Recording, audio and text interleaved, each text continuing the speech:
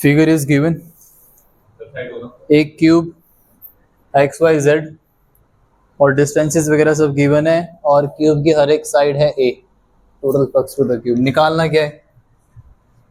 ए part. चलो पहले figure बनाओ फिर एक ही बार बोलता हूँ।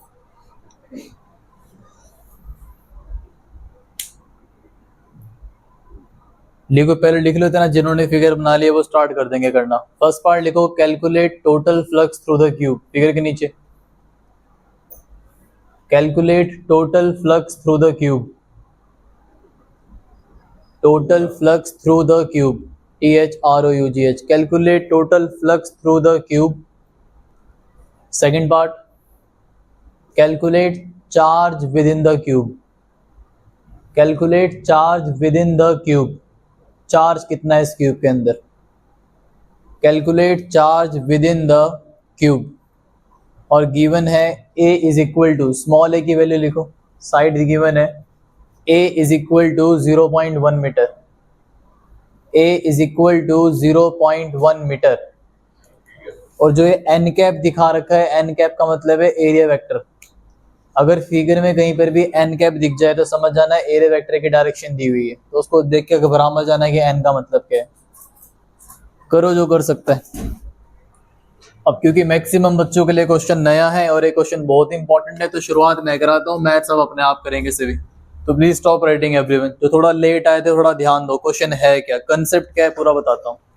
हमारे सामने एक फिगर बनी हुई है, फिगर क्वेश्चन में गिवन है सब कुछ, मेरे को सिर्फ इतना पता है। और क्वेश्चन में मेरे पास लिखा आएगा कि EX की वैल्यू ये है, EY और EZ 0 है और अल्फा की वैल्यू ये है। और मेरे से पहला पार्ट पूछा हुआ है कि मुझे बताओ इस क्यूब में से फ्लक्स कितना होगा, और सेकंड पार्ट में पूछा हुआ है कि मुझे बताओ इसमें से चार्ज कितना होगा। ठीक है, अब मेरा दिमाग काम करेगा, यार चलो सब कुछ छोड़ो, मुझे नहीं पता, मुझे तो सिर्फ फ्लक्स का फॉर्मूला पता है। और फ्लक्स का फॉर्मूला हमने कल ही किया है। फॉर्मूला क्या होता है? ES, या फिर क्या होता है? ES cos theta. यशस्वी और राशि, E का मतलब होता है इलेक्ट्रिक फील्ड, S का मतलब होता है एरिया वेक्टर, थीटा होता है दोनों के बीच का एंगल। इलेक्ट्रिक फील्ड के बारे में समझेंगे अभी। अच्छा ठीक है, चलो मैं पहला पार्ट करता हूँ, दूसरा पार्ट करने के लिए बाद में ही सोचेंगे। अब जब मैं फ्लक्स निकालने की कोशिश करूंगा तो मुझे पता होनी चाहिए फील्ड।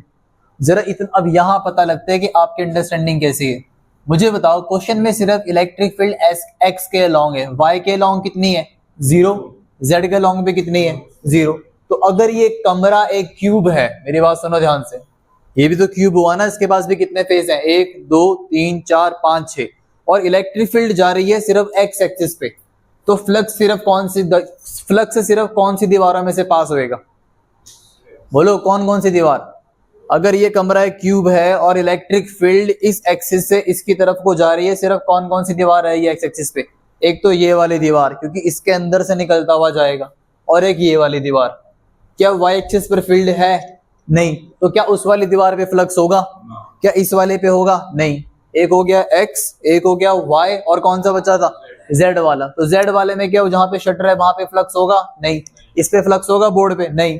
डायग्राम में ये भी उसने हमें एफर्ट करने नहीं दिया, उसने जानबूझकर, अगर तुम ध्यान दो, सिर्फ दो रीजन्स को क्या कर रखा है? शेड कर रखा है, ताकि बच्चे अपना भी समझ जाए, अच्छा इलेक्ट्रिक फील्ड एक्स की तरफ है, इसका मतलब है सिर्फ इसमें से फ्लक्स निकालना है और सिर्फ इसमें से फ्लक्स निकालना है।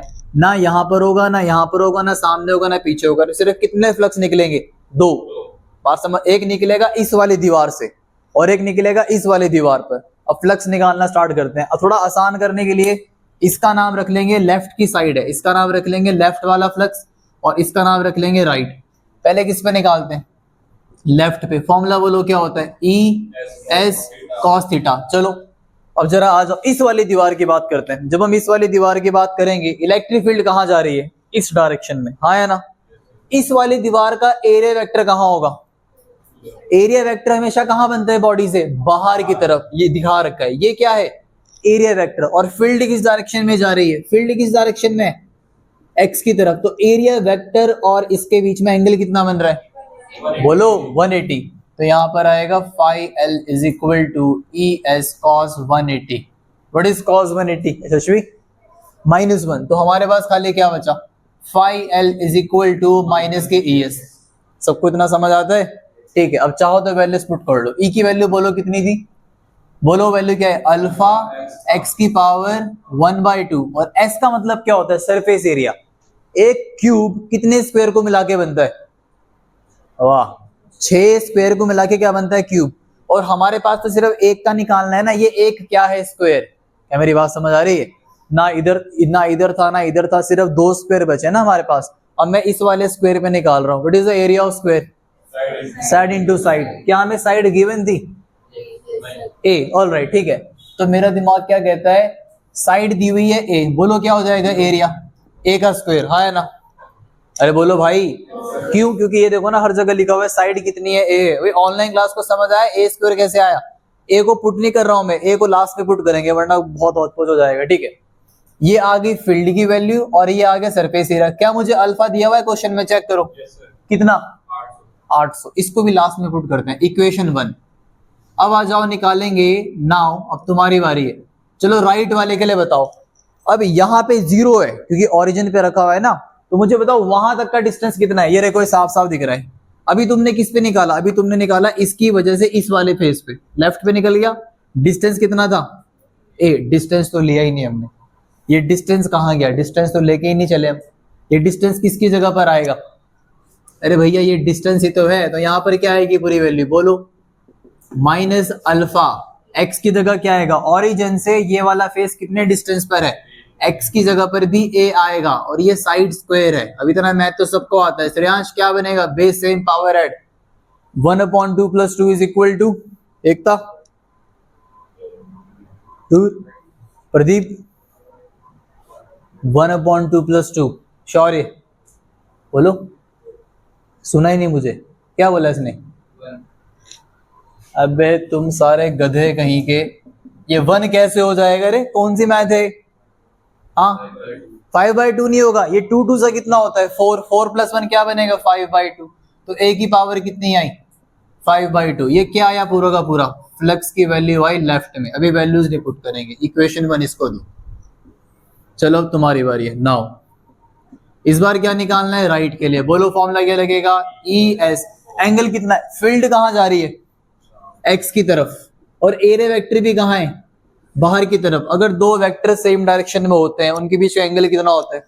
0। तो यहाँ पे कॉस क्या आएगा? श्रेयांश cos 0 1। तो आपके पास खाली क्या बचा? Phi R is equal to E S. Put करो। ई की वैल्यू कितनी है? कहाँ है ई की वैल्यू? बोलो। अल्फा एक्स की पावर 1/2। सरफेस एरिया स्क्वायर क्या होता है? साइड का स्क्वायर। लेकिन इस बार एक्स क्या होगा? यहां से लेके यहां तक का डिस्टेंस तो a था, लेकिन यहां से लेके यहां तक का डिस्टेंस कितना है? a + a कितना हुआ? 2a। तो x की जगह पे क्या लेके चलेंगे? इसमें कई प्रकार के बच्चे मिलते हैं। कुछ नासा के साइंटिस्ट जो आर्टेमिस मिशन पे गए हैं अभी, वो लिख देते हैं ये भी a है, ये भी a है, ये प्लस का, ये माइनस का 0। गधे बैठे हैं। फिर कुछ बच्चे होते हैं कन्हैया ऐसे ब्रिलियंट, जो दिमाग लगाते हैं कि सर ने कहा था कि यहाँ तो 2a बनेगा। ठीक है, तो ये सबको सीखना है। तो ये बनेगा आपके पास फाई आर, और फाई आर की वजह, इसको सिंप्लीफाई करो जरा। ये 2 की पावर 1/2 है। क्या लिख सकते हैं? √2। कितनों को पता है? ऐसी शक्लें बना लेंगे जैसे आंगनवाड़ी नर्सरी केजी की। ये अगर 2 की पावर 1/2 है तो वो √2। √2 को बाहर करो। और अल्फा ए की पावर भी तो होगी ना 1/2, उसको वैसे ही रख लेते हैं। ए की पावर 1/2 और ए की पावर 2। इस बार थोड़ा सा अलग है श्रेयांश। 1/2 + 2 कितना होगा? पिछली बार ½ + 2 था, इस बार 1/2 + 2 है। क्या आना चाहिए? सोच के बोलो भाई, घबराओ मत। तुम्हें बोर्ड दिख रहा है वहां से, और पीछे बैठ जाओ, पूरा आतंक उसमें चले जाओ। जल्दी आया करो ट्यूशन। बोलो। कोई बात नहीं, इसमें काफी बच्चे कंफ्यूज हुए, मैंने कई बार देखा। क्या होगा?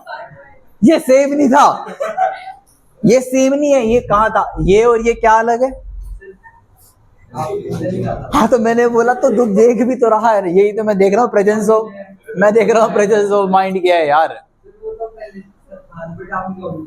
मैंने उल्टा, मैंने कहा कि वो था, मैंने पिछले में बोला हाफ और 2, और इस बार 1/2 और 2। मैं तो प्रेजेंस ऑफ माइंड चेक कर रहा था मेरे भाई, ऐसे नहीं खोना है। चल बताओ क्या बनेगा? √2 अल्फा ए की पावर, इक्वेशन 2। क्वाइट, दोनों वैल्यूज आ गई। तो मेरा काम खत्म। तुम्हारा काम क्या है? इतना लिखोगे, ये काम बाद, लिखने वाला काम बाद में। दोनों को ऐड करो। अल्फा की वैल्यू क्या है? बोलो। 800। अल्फा की वैल्यू को पुट करो। ए की वैल्यू क्या थी? 0.1 पुट करो, दोनों को प्लस करके बताओ आंसर क्या आएगा, वरना कोई नहीं लिखेगा जल्दी। नहीं नहीं, पहले टोटल फ्लक्स निकालो, पहले मुझे आंसर बताओ। फास्ट ऑनलाइन क्लास, पहले आंसर बताएंगे सभी, बाद में लिखने वाला काम बाद में। पहले तुम्हारा काम है phi is equal to phi L plus phi R, लिखो साइड, और दोनों को प्लस करके जो कॉमन दिखता है कॉमन निकाल दो, और बस बात खत्म। सारी वैल्यूज पुट कर दो। मारे पानी पीने लगेगा ना,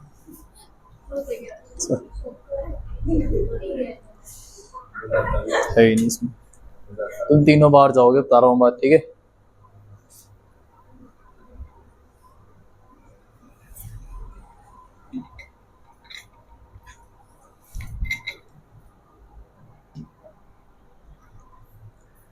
जल्दी, मैंने कल यही कहा था कि पूरा चाहे न्यूमेरिकल ना, बट मैथ्स वाला पार्ट अपने आप करना स्टार्ट करोगे तो आंसर आने स्टार्ट हो जाएंगे, क्योंकि 12th में तुम न्यूमेरिकल से नहीं भाग सकते।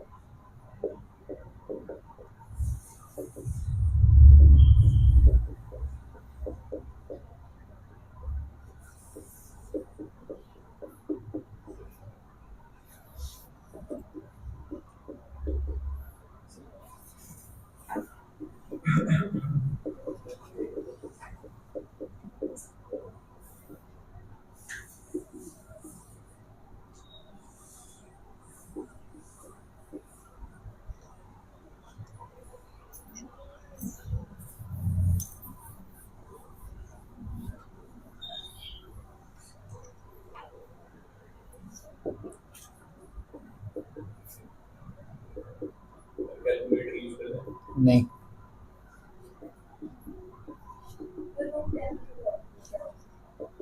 निकालो 3.1 समथिंग, 3.1 समथिंग।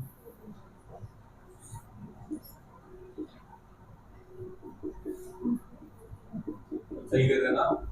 हाँ,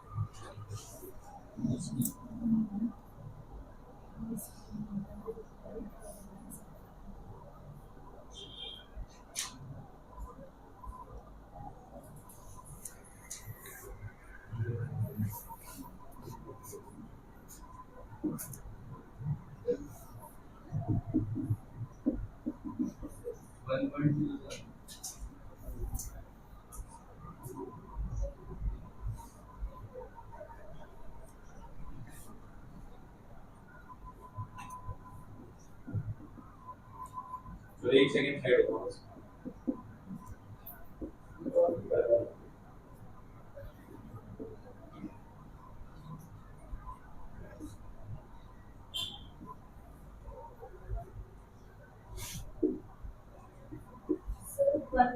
Sir, 1.03. सही होगा वो। Sir, 1.03. रूट टू की एग्जैक्ट वैल्यू क्या होती है?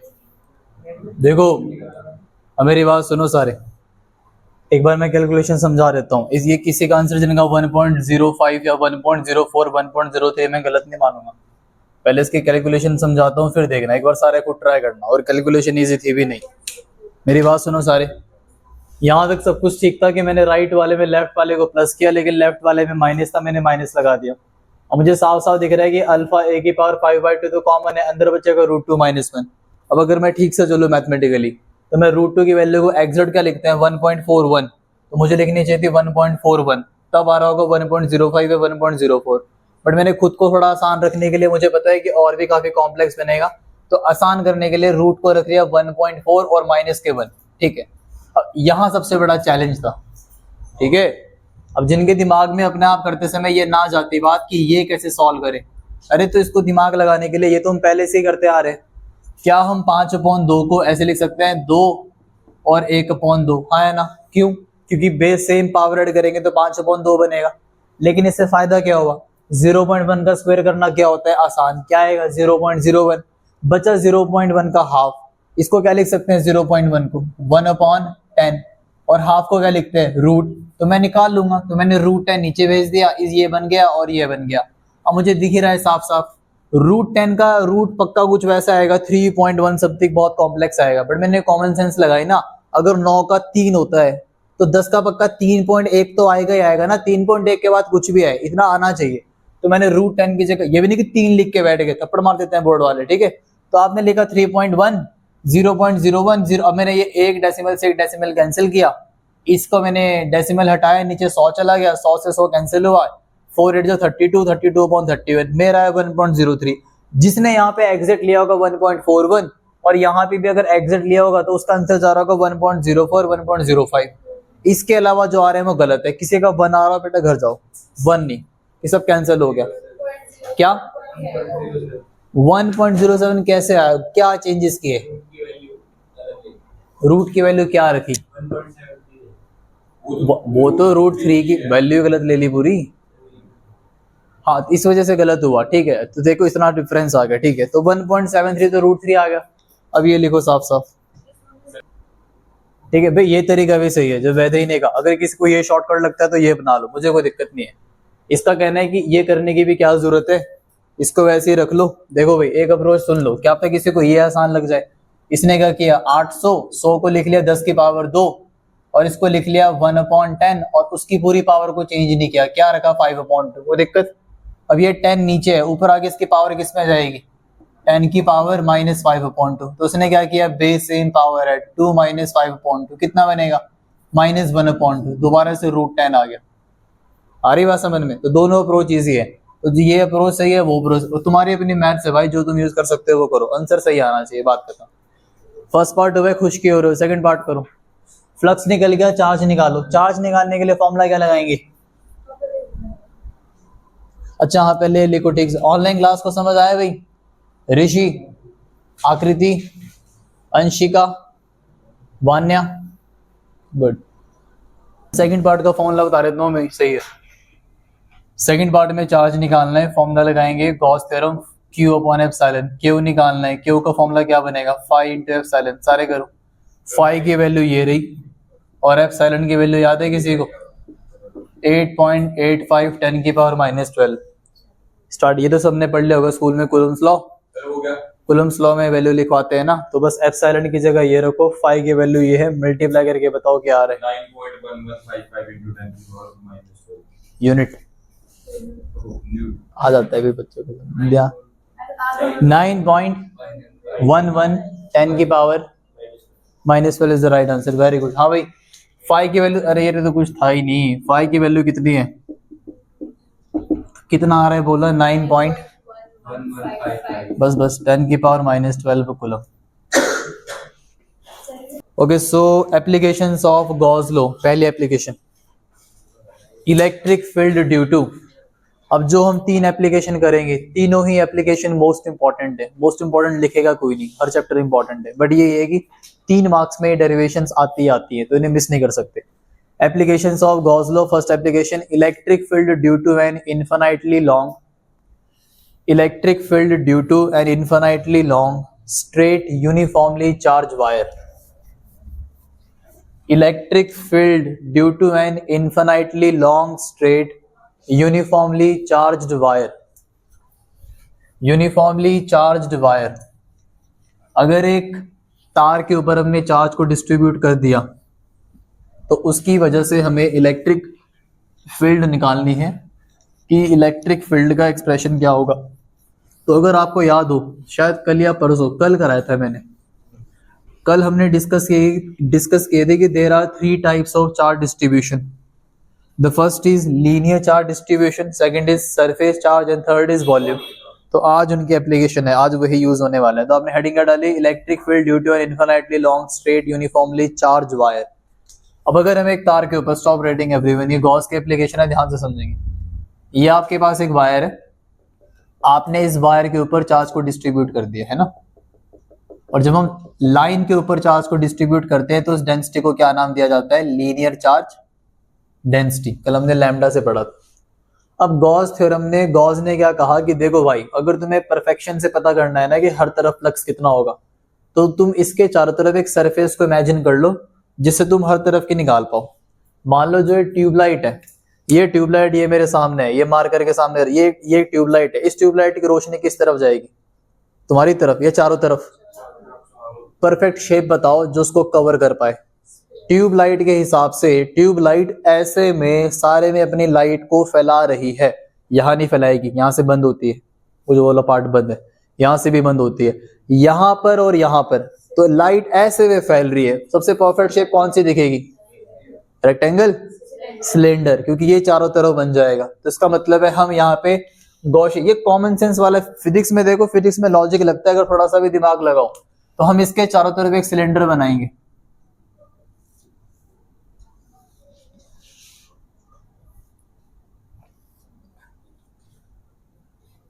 और जो हम ये सिलेंडर बनाते हैं, इसको गॉस ने नाम क्या दिया, उसने कहा कि देखो भैया ये इमेजिनरी है, ये तुम मैथ्स को आसान करने के लिए बना रहे हो, तो तुम इसको क्या नाम दोगे, मेरे नाम पे तुम इसका नाम रखना पड़ेगा, तुम इसको कहोगे गॉसियन सरफेस। क्या बोलोगे, गॉसियन सरफेस। चलो अब हम एक काम करते हैं, फील्ड निकालते हैं किसी 3 पॉइंट पे। 3 पॉइंट मेन से कौन, एक तो निकाल लेते हैं इस वाले सरफेस पे, अरे यार ए, और दूसरे पॉइंट का नाम रख लेते हैं बी, और तीसरा निकाल, देखो कौन कौन से, एक तो हो गया एच पे, एक पॉइंट यहां लिया, एक पॉइंट, एक ले लेते हैं कर्व सरफेस एरिया पे। अब कर्व सरफेस एरिया पे कोई फर्क नहीं पड़ेगा, चाहे यहां लेके चलना, यहां लेके चलना, कोई फर्क नहीं पड़ेगा, अभी समझाऊंगा कैसे। तो मैं रैंडमली यहाँ पे लेके चल लेता हूँ, ये मान लेते हैं पॉइंट नंबर सी। अगर तुम कहोगे यहाँ पे, तब भी कहानी सेम आएगी। अब हमें फ्लक्स निकालना है। फ्लक्स का फॉर्मूला क्या होता है, ई डॉट एस, आज ही किया। ई का मतलब इलेक्ट्रिक फील्ड, एस का मतलब एरिया वेक्टर। एरिया वेक्टर हमेशा कहां पे बनता है, बाहर की तरफ, ठीक है। सबसे पहले जरा इस पे चेक करो, फील्ड की डायरेक्शन क्या होगी, प्लस का चार्ज मार करके ऊपर बैठा हुआ है, तो प्लस की फील्ड कहां होती है, बाहर की तरफ, वेरी गुड। तो फील्ड की डायरेक्शन है, फील्ड जा रही है बाहर, ये किसकी डायरेक्शन है, इलेक्ट्रिक फील्ड। तो इस वाले पार्ट पे, ये ना सिलेंडर का पार्ट, भाई इस वाले पार्ट पर इलेक्ट्रिक फील्ड तो होती है ऊपर की तरफ, क्योंकि चार्ज यहां बैठा हुआ है। एरिया वेक्टर कहां बनेगा, एरिया वेक्टर हमेशा कहां बनता है, बाहर की तरफ। तो जो मार्कर का ये वाला साइड है, इसका एरिया वेक्टर कहां बनेगा, बाहर की तरफ। इसका मतलब है ए पर जो बनेगा ये रहा ऐसे, और इस एरिया वेक्टर, क्योंकि स्मॉल पोर्शन की बात हो रही है, डीएस, इनके बीच में एंगल कितने का बन रहा है, ये बन रहा है 90। पहले वाला पार्ट याद रखो। इधर आ जाओ, सेम प्लस का चार्ज है, फील्ड कहां होगी, बाहर की तरफ। इसका एरिया वेक्टर, अब सिलेंडर ऐसे कर लो, इसका एरिया वेक्टर कहां होगा, बाहर की तरफ। ये रहा इसका एरिया वेक्टर, इसका नाम रख दिया डीएस, और ये इनका एंगल कितना है, 90। अब सी पॉइंट पे चेक करो, सी पॉइंट पे फील्ड तो जा ही रही है ना, फील्ड कहां जा रही है, बाहर की तरफ। लेकिन अब देखो ना, जब यहां पे बात करी एरिया वेक्टर यहां गया, जब यहां पे बात करी वेक्टर यहां गया, जब यहां पे बात करेंगे वेक्टर कहां जाएगा, बाहर की तरफ। तो इसका मतलब है इस केस में एरिया वेक्टर भी इसी डायरेक्शन में होगा। अब तुमको सर आपने तो यहां लिया, अगर यहां लेके चलते क्या फर्क पड़ेगा, प्लस का चार्ज है ना, जैसे फील्ड ऊपर जा रही है, फील्ड कहां आ रही होगी, नीचे। लेकिन फील्ड तो चलो नीचे जा, लेकिन अब हम मार्कर के सरफेस, इस वाले सरफेस की बात कर रहे हैं। जब इस वाले सरफेस का एरिया वेक्टर ऊपर था, इस वाले सरफेस का कहां होगा, नीचे। तो क्या कोई फर्क आया, अभी भी एंगल कितना रहा दोनों में, 0। तो इस पॉइंट को लेके फायदा क्या हुआ, इसलिए मैं कहता हूं कर्व्ड सरफेस एरिया किसी एक पॉइंट पे रखो, बट मन में डाउट ना रहे कि सर ने कहीं और क्यों नहीं लिया। चलो अब हम क्या करते हैं, सबको प्लस करने की कोशिश करते हैं। हम निकालेंगे total electric flux through Gaussian surface. तो हम निकालते हैं फाई। बोलो कौन कौन से हैं, सबसे पहला क्या नाम है, ए, दूसरे का नाम क्या है, बी, और तीसरा किस पे निकालना है, सी पर। अब निकालना स्टार्ट करो। फ्लक्स का फॉर्मूला बोलो, E phi is equal to E D S cos theta. शाबाश, वेल डन। तो ये बनेगा ई डी एस। क्या कोई बता सकता है एंगल कितना है, तो यहां पर आएगा कॉस 90। बहुत ही बढ़िया। दूसरे की बात करते हैं, बोलो कितना आएगा, ई डी एस, एंगल कितना है 90। तीसरे की बात करते हैं, यहां पर आएगा ई डी एस और साथ में क्या है कॉस 0, क्योंकि दोनों कौन से डायरेक्शन में सेम। कॉस 90 कितना होता है राशि 1, कॉस 90 0, तो यहां पर क्या आएगा 0, ये भी कितना आएगा 0, लेकिन कॉस 0 कितना होता है श्रेयांश 1, तो खाली क्या बचा बोलो भाई ई और यहाँ पे बचा डी एस। ठीक है, अब यहाँ पे अगर हम करने की कोशिश करें, अगर मैं इस पूरे के पूरे सरफेस को लेकर चलूं तो मैं डीएस की जगह क्या करता हूं, काम आसान रखने के लिए क्या लिख लेते हैं, फिर इंटीग्रेशन का झंझट नहीं पड़ेगा एस, और यहाँ पर भी क्या रख लेते हैं एस, तो यहाँ पर भी सिंपल क्या बचेगा बोलो एस, तो सब कुछ हटा दो, सिर्फ क्या बचा ई और एस। एस का मतलब, अबे एस का मतलब जब सॉल्व कर दिया तो सरफेस एरिया होता है ना। अब देखो ये वाली चीज खत्म हो गई, सिलेंडर में ना ये वाला पार्ट आया, सिलेंडर में ना ये वाला पार्ट आया ना ये वाला पार्ट आया, सिर्फ ये वाला पूरा का पूरा पार्ट आया। क्या कोई बता सकता है 6-7 क्लास में जब हमें सिखाते थे कि बेटा अगर आप इस वाले पार्ट की बात भी ना करो और आप इस वाले पार्ट की बात भी ना करो, लेकिन आप सिर्फ इसकी जो बाउंड्री वाला पार्ट है, इस सरफेस एरिया को एक नाम दिया था, क्या बोलते थे कर्व्ड सरफेस एरिया। लेकिन सर अगर हम इसको भी जोड़ देते थे और इसको भी, तो बनता था टोटल सरफेस एरिया। यहाँ पे 0 आ गया, यहाँ पे 0 आ गया, तो सिर्फ कौन सा सरफेस एरिया आएगा, तो यहाँ पे लिखना पड़ेगा curved surface area of class 10th chapter 13 surface area and volume. Surface curved surface area of cylinder क्या होता था भव्या, हाँ Atharv, curved surface area of cylinder, Vanya झापड़ पढ़ने वाले हैं, ऋषि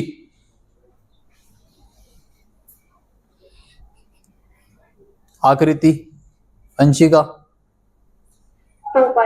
2 pi R H, very good. क्या होता है 2, लेकिन सर हाइट तो है ही नहीं, अरे तो हाइट नहीं, इसको नाम क्या रख देते हैं, इसकी लेंथ है ना ये, तो फॉर्मूला क्या बनेगा 2 पाई, फॉर्मूला होता है एच, लेकिन एच की बार हमारे पास क्या आएगा एल, तो हमारे पास फ्लक्स कितना आया बोलो, phi is equal to E multiply 2 pi R, equation 1। लेकिन एप्लीकेशन किसकी कर रहे हैं हम, तो गॉस का लॉ भी तो यूज होना पड़ेगा। गॉस लॉ क्या था आर्यन, अबे Gauss law phi is equal to, very good. अब मैं कह था कि वो यूज करने पड़ेंगे, लाइन चार्ज है ना, तो डेंसिटी कौन सी यूज होगी, लीनियर चार्ज डेंसिटी का फॉर्मूला क्या था Shreyansh, lambda is equal to, जाओ पीछे बोलो Amrit, Q up length, Q upon line पे है ना डिस्ट्रीब्यूट, अरे क्या हमने फॉर्मूला कल किया था, तो बताओ यशस्वी, अगर lambda is equal to Q upon L है बेटा, तो Q is equal to L into lambda या फिर लैम्डा एल, हाँ भाई सारे सहमत है इस बात से, तो क्यू की वैल्यू को यहाँ पुट करके बताओ शौर्य क्या बना, ये क्यू यहाँ पुट कर दे, लैम्डा एल अपॉन में क्या आया एप्सिलॉन, इक्वेशन कौन सी आ गई 2, इक्वेशन 1 में किसके एलएचएस में क्या है फाई, वहां पर भी क्या है फाई, कंपेयर करो तो बोलो क्या आएगा, फ्रॉम इक्वेशन 1 and 2 प्रत्युष क्या लिखे बेटा, LHS is equal to LHS, so RHS should be equal to RHS, RHS क्या है इसका E into 2 pi R L, ये इसका आरएचएस, और उसका आरएचएस क्या है बोलो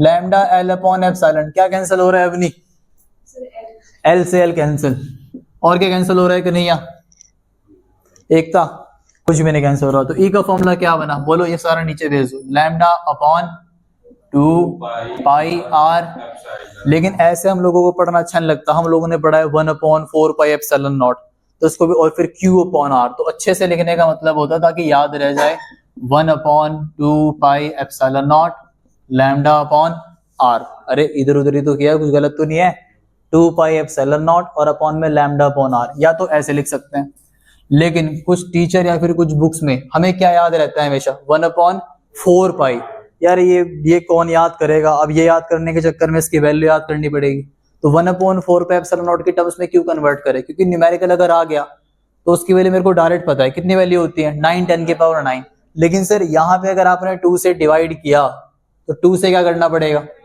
कर लो, तो बोलो क्या लिखें 1/4 पाई एप्सिलॉन नॉट और साथ में 2 lambda upon R, most important expression 2026 की सीरीज में मिलेगा, ठीक है, 3 नंबर में डेरिवेशन आते हैं, इतनी सी डेरिवेशन है, लिखो।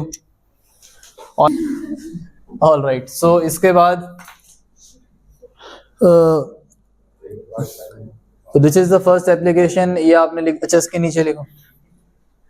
अगर हमें इसका ग्राफ बनाना हो तो इसकी फाइनल रिलेशन से समझ के आता है, what is the relation between electric field, quite, so what is the relation between electric field and distance, यहां से इनवर्सली प्रोपोर्शनल है ना, हाँ है ना, इनवर्सली है। और अगर ग्राफ बनाना हो, देखो पूरी के पूरे 12th क्लास में स्पेशल केस हमेशा इंपॉर्टेंट होते हैं, और उसके बाद जब भी कहीं पे ग्राफ दिख जाए तो ये टॉपिक कभी नहीं छोड़ना है, ठीक है। डेरिवेशन आया है बट स्पेशल केस, ग्राफ, इन पे हमेशा ध्यान देना है, वहां हमेशा लिखना है कि इंपॉर्टेंट, कि ग्राफ पे ध्यान देना है।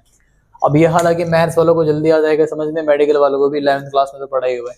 अगर हमें इनवर्सली प्रोपोर्शनल का ग्राफ बनाना होता है, कैसे बनता है, अगर ये R है और अगर ये E है, देखो सभी, इनवर्सली का मतलब क्या है, जब डिस्टेंस कम होगा तो फील्ड क्या होगी, ज्यादा, डिस्टेंस अगर बढ़ता जाएगा तो फील्ड क्या होती जाएगी, तो जब डिस्टेंस कम है फील्ड क्या है, ज्यादा, और जैसे डिस्टेंस बढ़ता जा रहा है फील्ड क्या होती जा रही है, कम। This is the graph, E is inversely proportional to R.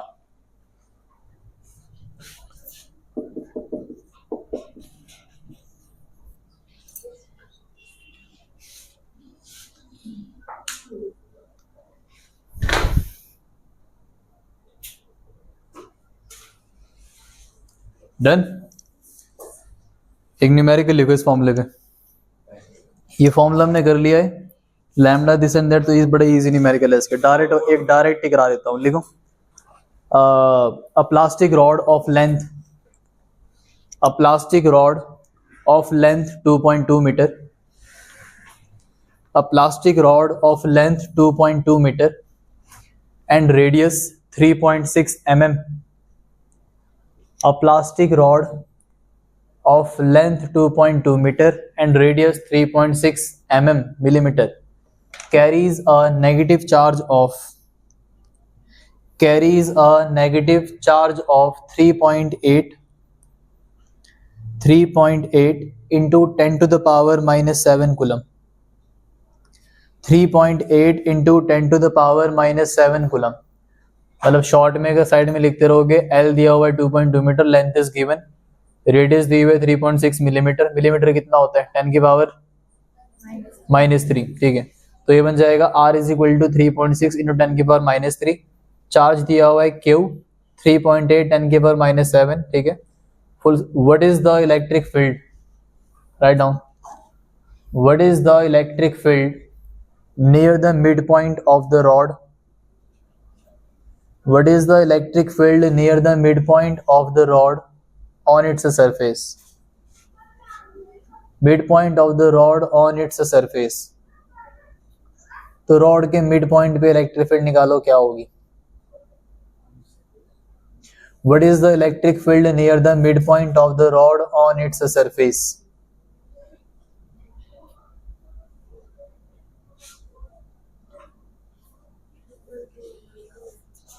Formula आज ही क्या है, फॉर्मूला देखो और करो, क्या फॉर्मूला है, E is equal to 1/4πε0 2 lambda upon R, क्या क्या गिवन है बताओ, 1/4πε0 की जगह पे क्या लेके चलोगे, 9 10 की पावर 9, खत्म, 2 इंटू लैम्डा, लैम्डा का फॉर्मूला क्या होता है अलग से, वो देखो ऊपर, लैम्डा कैसे निकालते हैं, तो पहले लैम्डा निकालो साइड में, जल्दी से लिखो, लैम्डा निकालो, lambda is equal to Q upon L, लगाओ फटाफट से, Q कितना दिया हुआ है 3.8 10 की पावर -7, और L कितना दिया हुआ है 2.2, बताओ जरा फटाफट से डिवाइड करके क्या आ रहा है लैम्डा, वरना जो डायरेक्ट कर सकता है वो डायरेक्ट कर लेना पुट,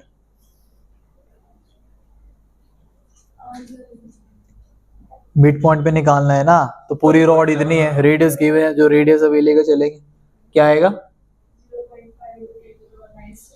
ये क्या है,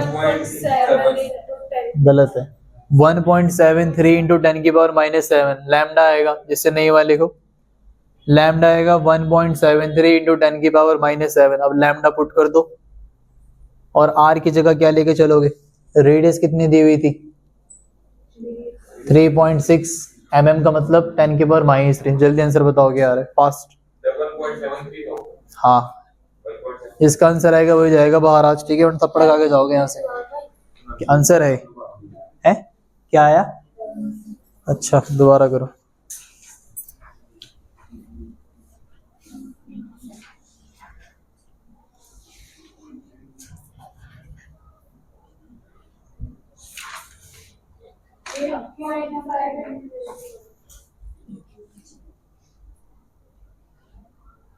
हाँ लखना आर दिया तो है 3.6 mm।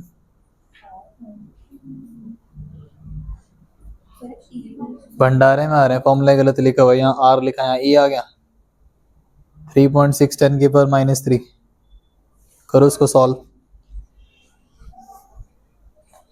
0.86 into 10 की पावर 3।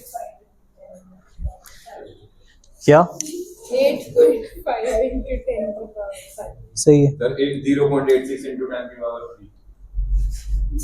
हाँ सही है। 3 कैसे आ जाएगी? मतलब 3 आया। 0.83 के साथ 4 आएगी। आंसर आएगा 8.5 इंटू 10 की पावर 5 या फिर 8.6 इंटू 10 की पावर 5। और किसी का आ रहा है? एक तन्वी का आंसर आया। वेरी गुड, ठीक है। 8.5 10 की पावर 5 2 3 बच्चे और